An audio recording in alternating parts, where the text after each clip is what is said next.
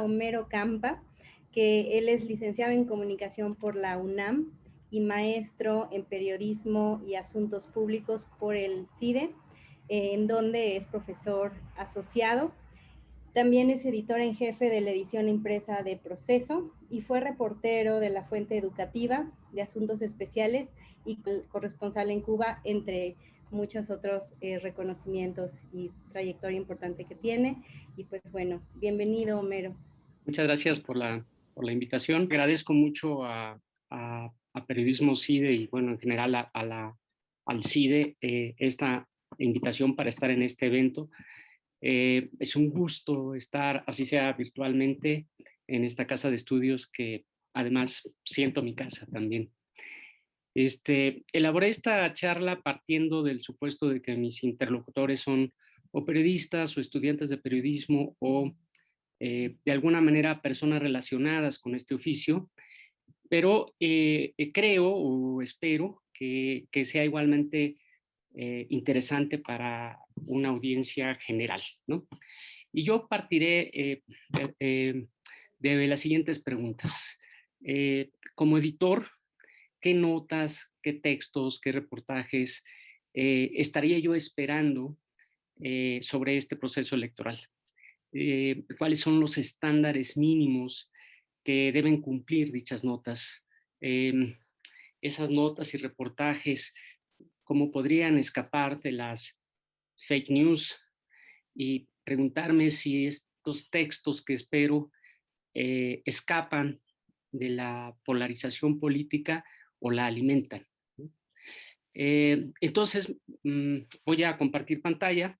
La primera, voy a hacer un pequeño repaso sobre algunos conceptos básicos del periodismo, con la idea de que estos criterios los podamos aplicar a la hora de pensar textos o de reportear textos sobre el proceso electoral. Entonces, permítame un momento, comparto pantalla.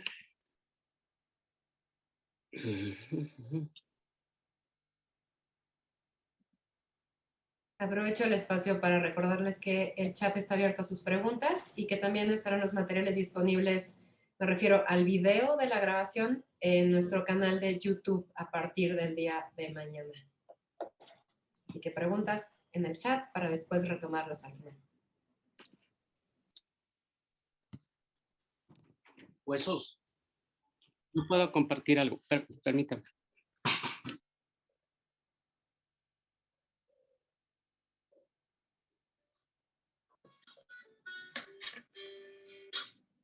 ¿Qué onda, amor? ¿Qué pasó?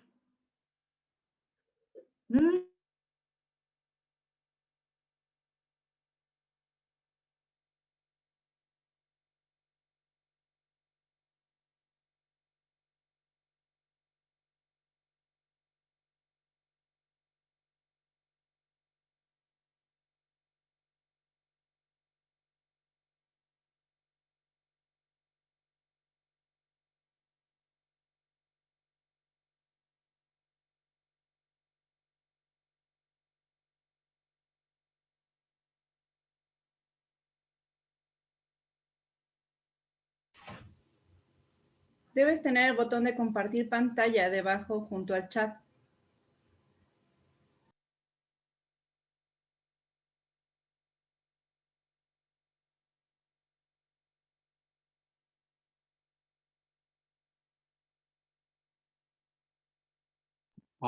Sí, sí lo tengo, pero lo que no aparece es mi presentación a la hora de compartir, es decir, para hacerle clic a la presentación. Me aparece algo así como desktop. Puede ser alguna configuración o restricción para compartir la pantalla desde tu propio equipo. O si gustas, nos la puedes enviar y la Okay. nosotras. Entonces te la envío ¿cómo? Por correo. Rapidísimo. ¿A qué correo? ¿Yenue a ti? Sí, yenue.zarate, a ver, si quieres te lo pongo aquí abajo. yenue.zarate@cide.edu. Está en el chat, ¿no? Chat. Si quieres copiarme, Homero, también me tienes ahí en tu directorio.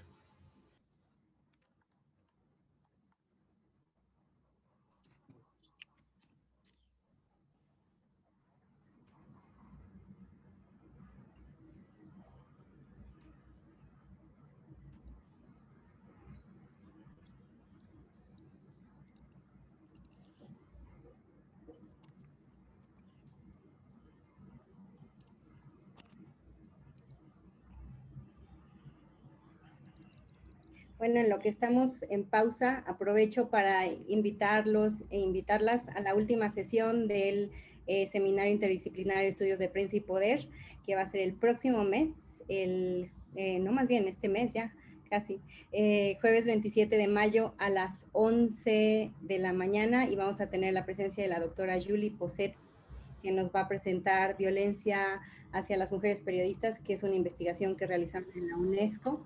Entonces, pues ojalá nos acompañe.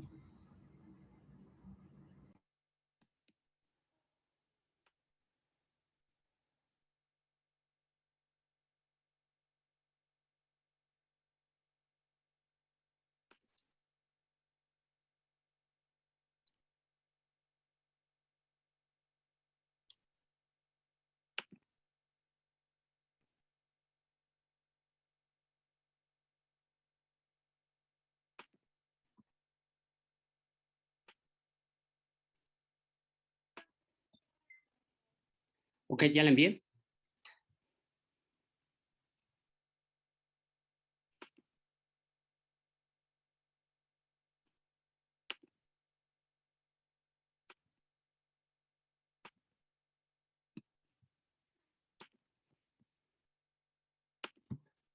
Ya la envié. A ver si llega allá. Ok, a ver, déjame checar.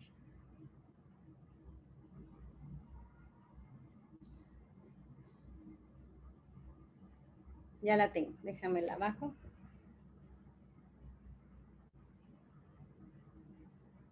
¿Sí envié la correcta? Sí, ¿verdad? Sí, periodismo y elecciones, Sí. lo que un editor espera. Okay. ¿Sí? Ok. Entonces voy a compartir y Entonces te voy indicando cuando pasemos a la siguiente. Okay. Claro que sí, con mucho gusto. A ver.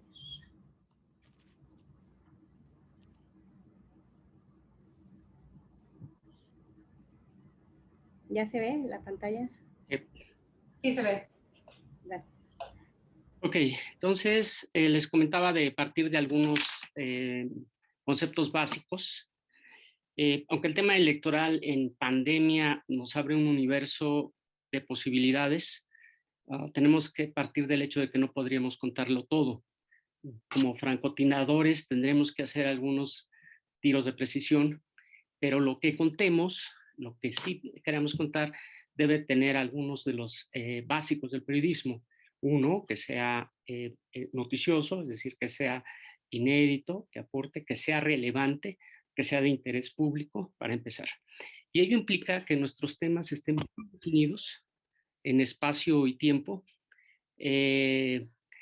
porque si no podemos contar todo, cuando menos lo que aportemos debe escapar de las notas revoltadas que provocan mucho ruido, pero que aportan poca sustancia.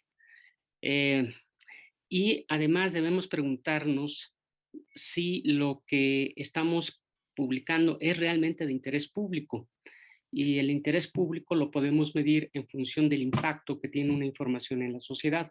De hecho, hay una especie como de máxima en el periodismo de que el interés público es directamente proporcional al efecto que esa información tiene en una colectividad o en una sociedad. A mayor efecto, mayor interés público y viceversa. Y ese interés público, por supuesto, está encadenado al derecho a saber de la ciudadanía, que es distinto, ojo, con el interés por saber.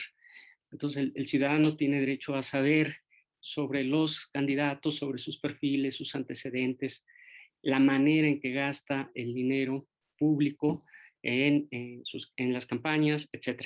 No necesariamente tendría derecho a saber, aunque tal vez sí interés, sobre sus amoríos, sobre sus preferencias sexuales, etc.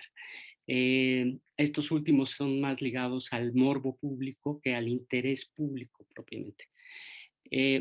Para poder definir temas necesitamos hacernos o plantearnos preguntas correctas sobre lo que queremos conocer, porque solo a partir de plantearnos preguntas correctas de qué quiero conocer podremos adelantar hipótesis válidas, pensando que al final una hipótesis no es más que respuestas tentativas a algo que queremos explicar o que queremos explorar.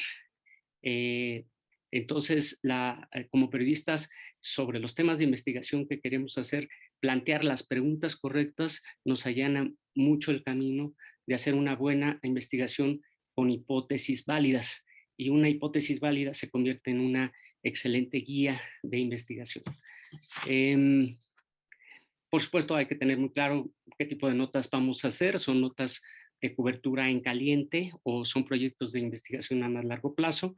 Para las notas en caliente, por supuesto, hay que aplicar esos básicos que nos permiten escapar de las fake news y de las posverdades, ¿no? Entonces, primero hay que comprobar datos, cotejarlos, contrastarlos. Dos, hay que identificar y validar fuentes. Hay que aportar antecedentes y contextualizar. El contexto es muy importante. El contexto es lo que nos permite saber la dimensión de la nota que estamos dando, por qué es pertinente en este momento y no en otro. Eso lo determina el contexto. Y hay que recordar que para un reportero no es suficiente incorporar versiones distintas o encontradas sobre un hecho. Estaría de alguna manera haciendo su chamba, pero no sería una chamba insuficiente. La verdadera función del reportero no es incorporar solo versiones distintas. Está bien, hace un poco de chamba, pero la verdadera labor del reportero es establecer hechos y sustentarlos con evidencia periodística. Por eso en periodismo importan más los hechos que los dichos, más las revelaciones que las elucubraciones. Bueno, para, por supuesto, las investigaciones a más largo plazo, tenemos que valorar, además de todo lo que acabo de decir, una serie de elementos o de factores como si tendremos o no acceso a lo que queremos encontrar, documentos, las personas o los personajes, los datos, ¿no? Que le darían o no viabilidad a nuestro proyecto si tenemos los recursos, porque el periodismo de investigación cuesta y cuesta caro, cuesta tiempo, cuesta dinero. Si tenemos, estamos en solitario o tenemos el respaldo de un medio, tenemos que considerar incluso la línea editorial de nuestro medio, si es que estamos en alguno, si tenemos apoyo de él o no. Entonces, digamos, una vez haciendo este repaso súper básico, lo que intento ahora es cómo aterrizamos a partir de esos conceptos básicos algunas cosas que podamos hacer de cobertura en el proceso electoral. Es decir, cómo podemos aterrizar un poquito de lo que vemos a la hora de reportear o escribir notas sobre estas elecciones. Perdón, si pasamos a la siguiente, que era esto un poco de los básicos del oficio, ahora seguimos a la siguiente, por favor. Estas son la numeralia, digamos, ¿no?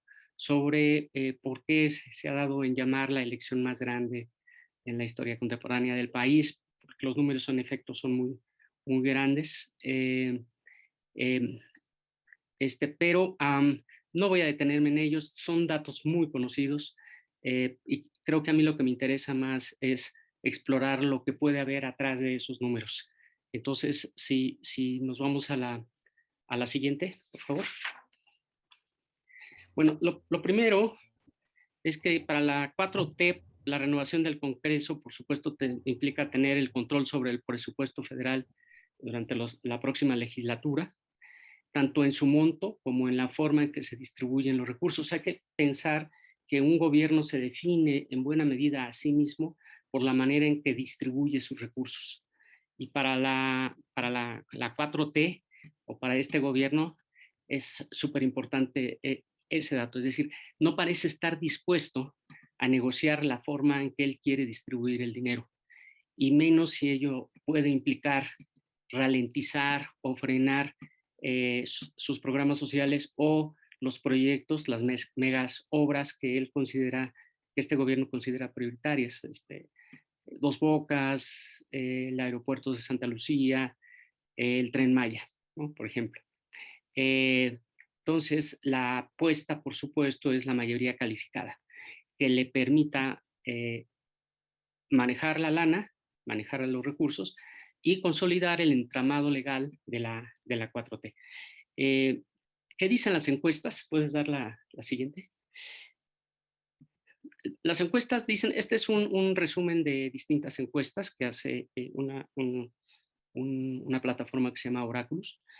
Y el resumen de las encuestas señala que lo puede lograr. Sin mayor bronca, tiene entre 42 y 47% de la preferencia electoral, similar a la que obtuvo en la votación en coalición en 2018. Y de hecho, podría yo ver, en función de las encuestas, si pasamos a la siguiente, por favor, cómo tiene una ligera recuperación de la intención de voto, Morena, de diciembre, enero para acá. Hay una recuperación de unos puntos porcentuales, pero es una recuperación real después de haber tenido una baja a partir de ahí de noviembre, diciembre. Y esa recuperación, si pasamos a la siguiente, por favor, esa recuperación es similar al respaldo popular o aprobación ciudadana a la gestión de López Obrador. Es decir, si ponemos o podríamos poner ambas tablas, la de la preferencia electoral a Morena respecto de la aprobación presidencial, el comportamiento es similar, al menos en los últimos 4 o 5 meses.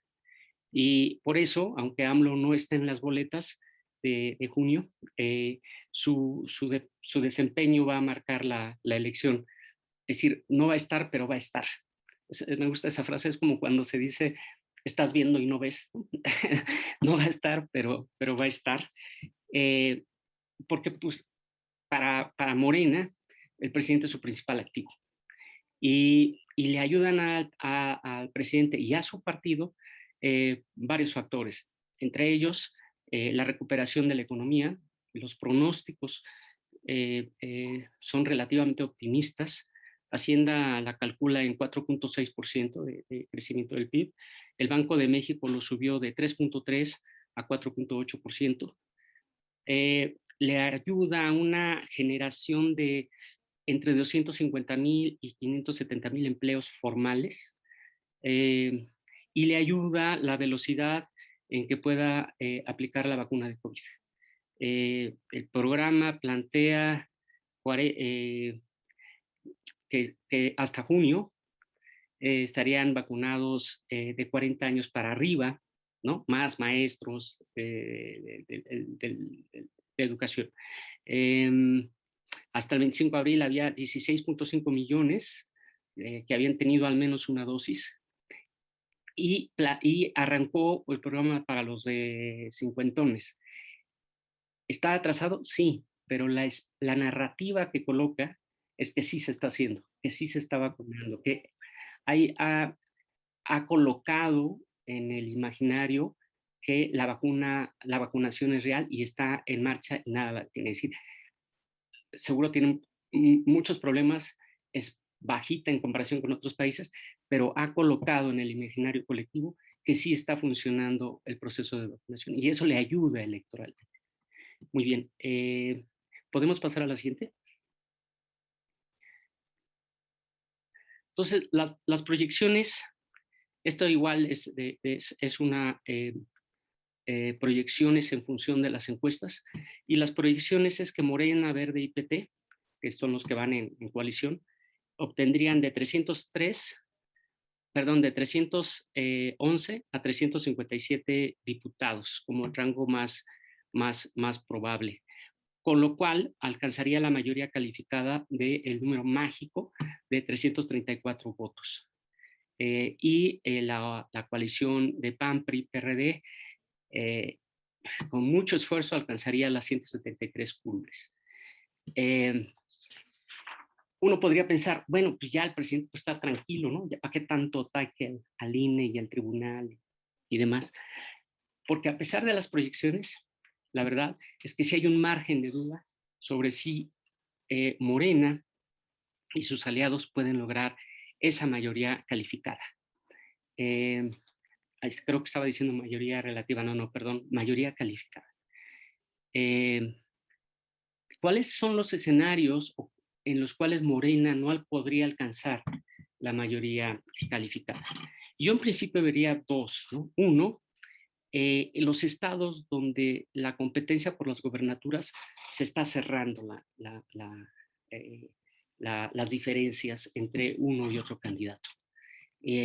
Pensando además que los mexicanos tienden en general a votar en bloque, no hacen grandes votos diferenciados y que un voto, cuando vota por un gobernador, como lo hace con un presidente, en general vota por ese mismo partido en bloque. Y una derrota de un candidato a gobernador de Morena arrastraría hacia abajo los votos del resto de los candidatos de esa coalición. ¿Dónde se están cerrando? ¿O dónde es donde Morena está teniendo dificultades? Bueno, Nuevo León, el desplome de Clara Luz Flores es claro. Baja California Sur, donde el candidato de la coalición PAN-PRI-PRD, algunas proyecciones los ponen de 10, 11 puntos porcentuales, pero también está cerrándose en Sonora, en Chihuahua, en Sinaloa, en San Luis Potosí. Y vería también, o podría dar atención a Jalisco, bastión de Movimiento Ciudadano, y también Veracruz, en función de la gran decepción que ha significado para los veracruzanos la gestión de Cuitláhuac García. Ahí, en esos candidatos, en esos distritos, pondría el radar periodístico para ver qué pasa ahí, qué está sucediendo y cómo eso podría o no podría determinar que Morena y aliados alcancen la mayoría calificada, ya sea para que lo consoliden o cómo lo perdieron. Hay otro factor, si pasa a la siguiente, por favor, que tiene que ver, que podría afectarle, y es los lineamientos del INE para evitar la sobrerepresentación, lineamientos que el Tribunal Electoral ratificó el martes pasado. No sé si la ministra habló en la mañana de este punto, pero según el INE y el tribunal, la sobrerepresentación actual de Morena es del orden del 16% sobre la votación total recibida, que fue del 37.25%. Eso significa que más o menos debió tener 226 diputados en lugar de los 256 que tiene ahora. O sea, tendría unos 30 diputados extras. Otros analistas toman el porcentaje a partir de la votación nacional efectiva, que es lo que marca la ley además, y la votación fue de 41.33%. Eso significa que debería tener 247 diputados y tiene 256. O sea, la sobrerepresentación sería de 9 diputados, ¿no? O sea, no es tan grande como dice la oposición e incluso el INE, según de acuerdo con lo que dice marca el artículo de la ley, que es el 8% extra sobre el total de la votación nacional efectiva, no sobre el total de los votos emitidos en urna. A ver, entonces el tribunal confirmó los lineamientos del INE que impiden el rebase del 8% de sobrerepresentación y que exigen la afiliación efectiva de los candidatos para evitar los candidatos transfugas, cachirules, o para evitar que los partidos se presten candidatos o que infiltren candidatos de manera disfrazada. Y la pregunta aquí es, ¿qué tanto Morena diseñó una estrategia de representación para este proceso electoral? Y bueno, ahí hay chamba para el periodismo. La lista de los candidatos es pública, está ahí. podemos, creo yo, sobre una base de datos, identificar a partir de una revisión de perfiles, currículums, antecedentes, si a esta estrategia de crear una mayoría artificial fue hecha a andar por Morena o no, y si fue hecha a andar con los lineamientos del INE ratificados por el tribunal, qué tanto le va a afectar o no a la hora de la asignación o del reparto de curules vía mayoría simple o de representación proporcional. Entonces ahí tiene. En términos periodísticos, además, con los candidatos a diputados tenemos bastante chamba que hacer. Y hay muchísimas formas de entrarle. Y una de ellas sería, por ejemplo, los 300 diputados que buscan la reelección. ¿Realmente qué sabemos de ellos? Podemos igual, y aquí yo creo que en pandemia el periodismo de datos se convierte en fundamental, por ejemplo, podemos hacer un registro de asistencias, es decir, los que están buscando la reelección, qué tan puntuales o faltistas fueron, cuáles fueron las tendencias de sus votos, qué iniciativas presentaron, por dónde iban o por dónde tiraban. Creo que los lectores o los usuarios les gustaría que el periodismo también hiciera esa chamba. Otro ejemplo, al menos son 78 presuntos violadores, abusadores, acosadores, pedófilos, proxenetas, golpeadores y deudores alimentarios los que están buscando un cargo público, no solo como entre los diputados, sino en el universo general de candidatos o que aspiran a un cargo de elección popular en estas elecciones enormes. Pero es una cifra impresionante que haya hasta el momento 78 aspirantes con este tipo de características, según una lista llamada Antiboleta, que 154 organizaciones de la sociedad civil y colectivas feministas, integraron en una red que se llama Observatoria Ciudadana Todas MX. De esos 78, solamente 10 han sido bajados por los partidos que los postularon. El resto continúan ahí. Y hay ahí bastante que hacer con ellos en términos de historias que contar, ¿no? La siguiente, por favor. Hay otro aspecto que habría que considerar o tomar en cuenta.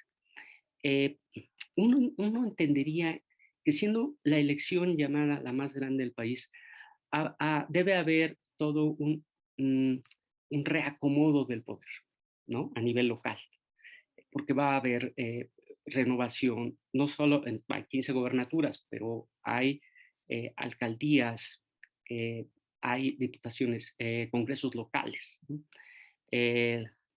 Entonces, uno pensaría que en esto, de manera natural, debería haber un reacomodo del poder de las élites políticas locales y regionales, o más bien una renovación del poder. Pues es la cuarta transformación, es un nuevo régimen que debe renovar lo viejo, lo del pasado, etc.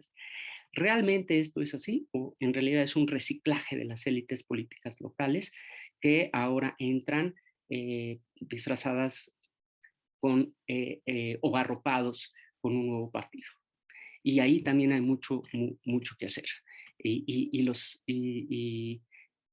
Y los ejemplos abundan. En Hidalgo, a pesar de que Gerardo Sosa Castellán, el poderoso presidente del Grupo Universidad en Hidalgo, está preso, acusado de lavado de dinero por la UIF, el Grupo Universidad se mantiene vigente y tiene influencia tanto en Morena como en el PT a nivel estatal. Lidia Anaya, cercanísima a Gerardo Sosa, es candidata a diputada federal por Pachuca. 5 de los 18 candidatos de mayoría relativa a diputados locales son del Grupo Universidad. Un sobrino de Gerardo Sosa es candidato por vía plurinominal del PT. En San Luis Potosí, que es todo un caso, los cuadros los cuadros tradicionales y militantes tradicionales fueron desplazados.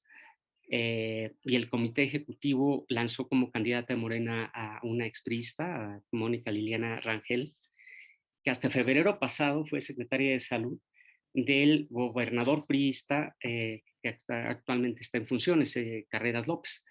Esta candidata de Morena ya cayó al tercer lugar y quien encabeza las encuestas es el candidato de la alianza del Partido Verde y PT, que son aliados de Morena a nivel nacional, ¿no? Parte del relajo de lo que ocurre ahí es que los 7 candidatos a diputados federales van por la alianza Morena, PT, Verde. Y entonces los candidatos acuden a los eventos de campaña de la candidata de Morena, que antes fue priista, y acuden a las campañas, porque es parte de la coalición, de Gallardo, de Gallardo, también conocido como el pollo. Entonces, hay una confusión para los electores de qué está pasando, es decir, quién está realmente con quién. Y entonces esto ha generado, te digo, confusión, y puede generar confusión a la hora de los votos cruzados que puedan restar posibilidades de votos firmes a Morena. Pero en términos periodísticos, a mí me encantaría mucho la crónica del relajo, de los actos de campaña, donde los candidatos de una alianza están con el candidato a gobernador con el que supuestamente están compitiendo, apoyándolo, y luego se van a apoyar al otro porque pertenecen a la misma alianza. Eso no lo he visto en crónicas, ¿no? Por ejemplo, ¿no? Y ahí hay una chamba más del periodismo. En Michoacán, ante las broncas de registro de Raúl Morón, Cristóbal Arias creció hasta, por allá algunos la ponen hasta el 12%. Pero ese crecimiento de Morón, de Cristóbal Arias, de Fuerza por México, no le está pegando, o más bien a quien le está pegando es a Morena, y quien está saliendo beneficiado de ello es el candidato de la coalición PRI-PAN-PRD. Las carambolas de lo que hacemos. Es decir, se puede hacer una investigación sobre el reciclaje de las familias tradicionales. Y ejemplos sobran. Y el primero que puede venirse a la mente es el de Zacatecas, ¿no? Con los Monreal. David, el hermano de Ricardo Monreal, es candidato a gobernador, ¿no? Saúl Monreal, otro de los hermanos, busca la reelección como alcalde de Fresnillo. Catalina Pérez Monreal, hija de Ricardo, es consejera de Morena, pero aparece como candidata a diputada federal por Fuerza por México, de Pedro Aces, que es aliado de Monreal. Es decir, y así podríamos hablar de los Moreira en Coahuila, de los Burs en Sonora, los Murat en Oaxaca, los Joaquín en Quintana Roo. ¿Qué tanto hay una renovación de las élites políticas locales? ¿Qué tanto es un reciclaje? Lorena Cuellar Cisneros, la candidata de Morena en Tlaxcala, es nieta de Joaquín Cisneros Molinas, quien fue 2 veces gobernador y exsecretario particular de Díaz Ordaz, y por el lado paterno es nieta de Crisanto Cuellar Avaroa, gobernador interino en los 70. Karina Cuellar, hermana de Lorena, es cuñada del actual gobernador priista, Marco Antonio Mena. Es decir, en Nuevo León, la candidata de Morena, Clara Luz Flores, es hija de Julio Flores Dovalina, presidente municipal panista de Sabinas, Coahuila, y su esposo Ángel Guerra es veterano priista, permanente aspirante a la gobernatura de Nuevo León, y fue 2 veces alcalde de Escobedo, Nuevo León. De hecho, también Flores Carrales fue presidenta municipal de Escobedo, al partido al que renunció apenas en febrero. Es decir, lo local importa en la medida en que refleja una renovación o no, o en la medida en que refleja una simulación de la renovación de las élites políticas locales y regionales. Igualmente vale la pena preguntarse cómo se vinculan estos candidatos con los poderes fácticos locales, con los grupos empresariales, con caciques locales, con sindicatos y también, porque son poder fáctico, con cárteles y grupos de la delincuencia organizada. Ese nivel de detalle sí importa, detalle de lo local importa, sí refleja y nos muestra cómo se cruzan los intereses políticos con los intereses empresariales o incluso criminales, ¿no? Y aquí pues no solo importa el qué, sino el cómo se vinculan. Y y en ese caso el periodismo tendría que cumplir la chamba de reflejar esto. En San Luis, Gallardo, el candidato de Morena, tiene varios expedientes penales y fiscales que lo mencionan como presunto responsable de desvío de recursos públicos, enriquecimiento ilícito y delincuencia organizada. La primera denuncia fue de 2014, cuando él era alcalde de Soledad de Graciano Sánchez. Y no solo contra él, sino con su papá, que también fue alcalde de ese mismo municipio. Y la más reciente, la acusación más reciente, o el expediente más reciente, lo inició Santiago Nieto, ya como titular de la UIF, porque él y su papá habrían, según esta acusación, orquestado un elaborado esquema para desviar 720 millones de pesos en la administración de los municipios. Recientemente, algunas columnas políticas llamaron la atención de la presencia de un grupo al que le han llamado los tamaulipecos, que son funcionarios o exfuncionarios de los gobiernos de Eugenio Hernández y Yarrington en Tamaulipas, y presuntamente vinculados con la delincuencia organizada. Bueno, hoy son operadores en la campaña de Gallardo. Para no hablar de Héctor Serrano, el exsecretario de Gobierno y operador política de Mancera en la Ciudad de México, y investigado por la Fiscalía de la Ciudad de México. Ayer se difundió profusamente la nota del candidato de Morena a la alcaldía de Huetamo, Rogelio Portillo, quien se encuentra presumiblemente en la lista de los buscados por la DEA. ¿Cuántos más hay así? ¿No? Es decir, y entonces ahí es donde la pregunta es, ¿qué estamos haciendo en el periodismo? Estamos buscando estos casos, estamos documentándolos, estamos aportando evidencia periodística, la estamos mostrando. ¿Qué estamos haciendo en ese sentido? Y yo como editor sí esperaría tener esos textos. En Guerrero, todavía no está definida la candidata, se ha anunciado que será una mujer y se ha mencionado insistentemente a Evelyn Salgado Pineda, la hija de Félix Salgado Macedonio, que fue pieza clave en la campaña electoral de su papá. Y ella, Salgado Pineda, está casada con Alfredo Alonso, que es hija de Alfredo Alonso Piedra. En 2016, Alonso Piedra fue detenido por Mar García Harfuch, cuando él era titular de la División de Investigación de la Policía Federal, bajo la acusación de presuntos vínculos con el cártel de los hermanos Leiva. Ahí está, ahí hay datos, ¿no? Hay hechos, hay que jalarlos.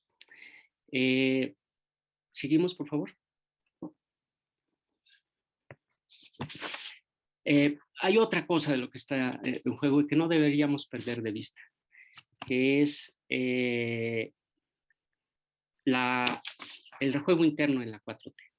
Uno puede pensar que para elegir los candidatos en las 4T, que es un gran movimiento, que todavía amorfo, con poca organicidad, con poca institucionalidad, pero un gran movimiento que se movió en torno a la figura de López Obrador. Bueno, uno pensaría que hay aquí toda una operación para definir candidatos. Bueno, están los perfiles y están las encuestas. Encuestas que en sí mismos son todo un tema, ¿no? Porque nadie las conoce. Es decir, ¿qué dicen las encuestas? ¿Cómo se hicieron las encuestas? ¿Cuál fue la metodología? ¿Cuáles fueron los resultados? Ahí hay otro gran tema periodístico que todavía no existe. Pero bueno, hagamos así. Demos por válidas las encuestas, pero el proceso de designación de los candidatos de Morena a los distintos cargos, gobernadores, etc., implicó toda una operación política para buscar, si es que esta operación política se llevó bien, presencia de todos los grupos y corrientes internas, equilibrios nacionales y regionales y locales entre los distintos grupos y distintas corrientes que conforman ese gran todo que es Morena. Y esto estuvo a cargo de Mario Delgado. Habría que preguntarse si, en efecto, cómo se tejieron esas alianzas, quién quedó en qué lugar, quiénes fueron los desplazados o lastimados. Con esta operación a cargo de Delgado se fortaleció la candidatura de Ebrard o las posibilidades de Ebrard para la elección que viene, la grande, la elección presidencial del 2024, o no. Las fracturas y los lastimados en realidad le están restando posibilidades. Y bueno, ahí hay otra chamba que hacer. Es decir, la historia de cómo se procesaron los candidatos de Morena es una historia aún no contada o muy poco contada o contada de manera muy fragmentada. Y eso implica reportear y hablar con los grupos, con las corrientes, cómo fue, cómo se designó, mapear quién quedó en qué, en dónde, de manera. Igual aquí la parte de periodismo de datos puede ayudarnos en la medida que podamos cruzar candidatos con antecedentes, con grupos, con relaciones políticas. Pasamos a lo siguiente. Eso, digamos, serían tres cosas que estarían en juego, ¿no? Es decir, la parte de los diputados, la renovación de los poderes locales y el rejuego interno de la 4T. Pero no podemos perder de vista en este proceso de cobertura del proceso electoral el contexto. Y el primer gran factor en el contexto es la presencia de la pandemia, porque la pandemia condiciona el desarrollo de las campañas y condiciona la cobertura de las campañas. Es indudable que la asistencia a mítines a la vieja usanza debería tener un cambio y es menester del periodismo reflejar esos cambios. O no, y entonces reflejar cómo la sana distancia y los protocolos de sanidad son hechos triza a la hora de realizar los mítines sobre el terreno, o reflejar el peso que pueden tener en estas campañas las estrategias en redes sociales de propaganda política, ¿no? Y reflejar cómo increíblemente no hubo una renovación de los acuerdos que el INE había establecido con Facebook y Twitter. Al menos de Twitter no estoy muy seguro, pero en el caso de Facebook, el último fue en el 2018. Y con algunos huecos que son interesantes o que debió cubrir un nuevo convenio. Entre ellos, cómo hacerle con las fake news electorales que corren por las redes sociales, ¿no? Y por supuesto, el rastro de la lana que se va a poner en las redes sociales para difusión de propaganda política, ¿no? Y ahí hay otra beta periodística que se puede investigar. Seguimos, por favor. Por supuesto, el colapso de los partidos. Esto se vincula un poco a lo que hablábamos de los poderes locales, en situación de crisis de los partidos políticos, incluido Morena, ¿no? El vacío institucional a nivel local es aprovechado por los poderes fácticos para instrumentalizar a los partidos, para ocuparlos, para invadirlos, en función de los intereses de esos grupos fácticos. Para las organizaciones, por ejemplo, para las organizaciones del crimen organizado, pues es súper importante tener al jefe de la policía primero y luego al secretario de obras después, ¿no? En cualquier municipio. Y pareciera que al gobierno federal no le importa tanto la renovación a nivel de lo local. Está concentrado en la renovación de los poderes federales, de gobernador para arriba. Pero en cambio, para los poderes fácticos, en crimen organizado en particular, le es súper importante lo local. ¿Por qué? Porque le permite algo que para ellos es fundamental, que es control territorial. Según la plataforma Etelec Consultores, desde que inició el proceso electoral y hasta el pasado 20 de marzo hubo 238 agresiones contra personas con perfil político. Hubo 61 personas de este perfil político que fueron asesinadas y 18 de ellas aspiraban a puestos de elección popular. Podemos rescatar historias de estas historias de los candidatos asesinados, es decir, qué dicen los expedientes, qué dicen los familiares, los amigos, los compañeros de partidos, podemos de alguna manera utilizar la plataforma de Telect para hacer una base de datos y hacer cruces sobre grupos, intereses, regiones. También hay mucho que trabajar o que podría trabajar el periodismo. Luego seguimos con la siguiente. Y luego pues está la polarización política. Yo no me voy a detener tanto en esto porque entiendo que en la sesión anterior fue el tema central de la exposición. Yo nada más voy a decir un poco cómo podría el periodismo, bueno, es usado, al caer en la polarización política, las notas periodísticas son utilizadas a favor o en contra, se utilizan para denostar y aventar lodo, y que para escapar de ello, pues no hay más que el profesionalismo. Primero, el rigor periodístico. Hagamos no. Si no podemos hacer notas objetivas, porque ya vimos que en periodismo eso no existe, en términos de las notas objetivas 100% puras son una quimera, no es real. Pero sí podemos hacer notas irrebatibles, es decir, que nadie nos puede decir que eso que se escribió no es cierto. Y podemos blindar nuestras notas con fuentes precisas, bien citadas, identificables y, por supuesto, con evidencia periodística. Segundo, creo que debemos quitarle estridencia a nuestros textos, es decir, que hablen los hechos, no los calificativos, y que el tono de nuestros textos sea sobrio, moderado, equidistante, profesional, que si un texto va a sorprender sea por la fuerza de los datos y por la evidencia periodística cuando lo sustentan, y no por la estridencia de la forma, la estridencia o el tono estridente en la forma en que están escritos. Digamos que ese sería, el periodismo es una víctima también de la polarización política y es atacar al mensajero por dar información que afecta los intereses de uno u otro de los actores políticos. El tema es cuando el periodismo se mezcla con causas políticas, y aquí habría que delimitar muy bien el periodismo del activismo y tener muy claro cuál es para los periodistas su brújula. La brújula es el interés público. Pongámoslo así, un activista cuando tiene una información relevante piensa si esto que tiene, esta información, ayuda o jode a su causa, porque un activista se mueve por causas. Pueden ser las mejores causas del mundo, pero lo que lo mueven son causas, ¿no? Entonces, él piensa si esta información que tiene ayuda o por el contrario, lastima la causa que él defiende. Utiliza entonces un criterio político.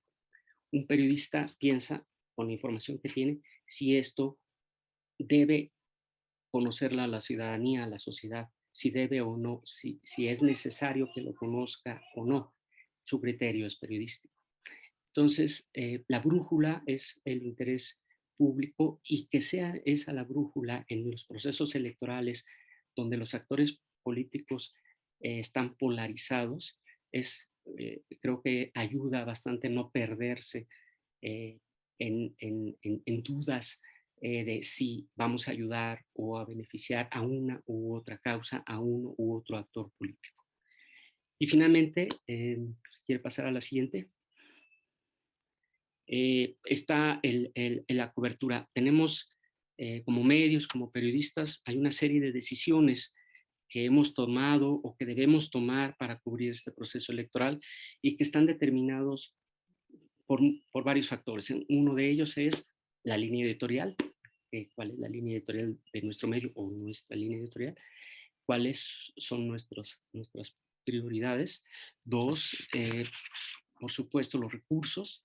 Tenemos lana en un contexto de crisis de medios, lana para hacer marcajes personales, coberturas sobre el terreno, o no lo tenemos.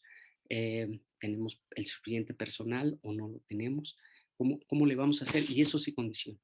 Si lanzamos a reporteros a hacer marcajes personales, debemos tener muy claro qué es lo que queremos cubrir, porque lo que no deberíamos hacer es que vayan a cubrir campañas para recoger opiniones. Yo esperaría, estas elecciones en pandemia son sui generis y por tanto yo esperaría mucha crónica que describa los sui generis, que es este proceso electoral, la crónica, y no veo hasta el momento del proceso electoral, yo veo en los medios muy poca crónica sobre cómo se están llevando a cabo las campañas, que además, siendo como somos, hay escenas de lo más bizarras, pero así somos, y eso hay que reflejarlo, ¿no? Yo esperaría eso, mucha crónica, y no notas de declaración, es decir, mandar un reportero para que tome la declaración, la reacción de un candidato al final de un mitin, desperdicia recursos. Mejor hagamos la crónica, reflejemos los hechos o hagamos periodismo en fondo respecto de intereses, vínculos y demás. Yo también creo que se podría avanzar bastante haciendo proyectos colaborativos que permitan armar textos de fenómenos nacionales a partir de coberturas locales.